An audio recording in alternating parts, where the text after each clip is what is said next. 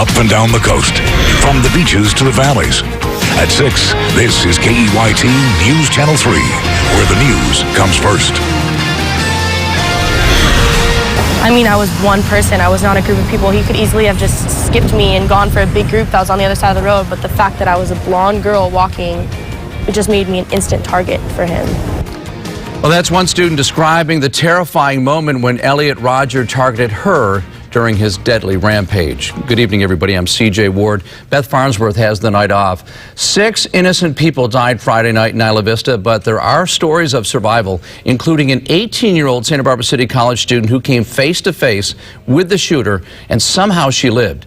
News Channel 3 reporter Victoria Sanchez joins us live in Isla Vista. And Tori, it's just amazing that all of the bullets missed her.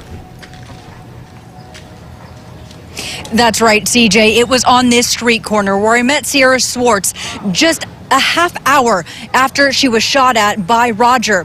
She was devastated and crying and didn't fully understand what happened to her.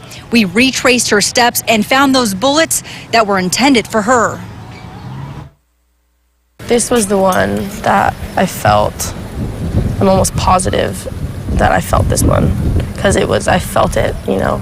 For Sierra Swartz, the bullet holes in the fence make that harrowing night a reality. The night 22-year-old Elliot Rodger went on a rampage. And then he lifted up like a little black pistol and I just thought it was like an airsoft gun or something. So I was like, hey, what up? And I turned around and I started walking the other way. That walk turned into a run for her life after more shots were fired at her. She turned the corner onto Del Playa Drive and ran into the first open door she saw. I just ran inside. I just ran in their house and I was like, I just got shot at. Please, just let me hang out here for a second. Ryan Gerard and his 2 friends were on the couch when Swartz and an older homeless man asked to take shelter. She was crying, saying, he has a gun, and ran right into our house. They locked the doors, turned off all the lights, and called 911. I think we did the best job we could have done. In the light of day, a bullet was found lodged in the side of their house.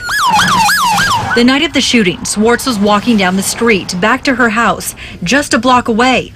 That's when she saw the black BMW drive up beside her with Rodger in the driver's seat. So he did it so nonchalantly. He was just driving, he smiled at me, and then he said something, and then he just lifted it up like this and just started shooting. She didn't know 6 people had already been killed when the gun was pointed at her. The fact that I could remember feeling the wind pass through my face, I didn't even know that happened in a gunshot. She says she's feeling everything from sad, angry to empty, and left the small college town to cope back home in San Diego. As for Gerard, he hasn't slept at his home, fearing the worst. It's always fine during the day, but when it gets dark again, you kind of get this eerie feeling that it's all going to happen over again, and that when you're sitting there, you kind of think you're going to see this girl and this old man run through the fence again, and it's really nerve-wracking.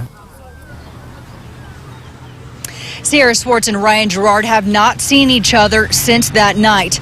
They both say they would like to meet again, this time under different circumstances. Live in Isla Vista, Victoria Sanchez, News Channel 3.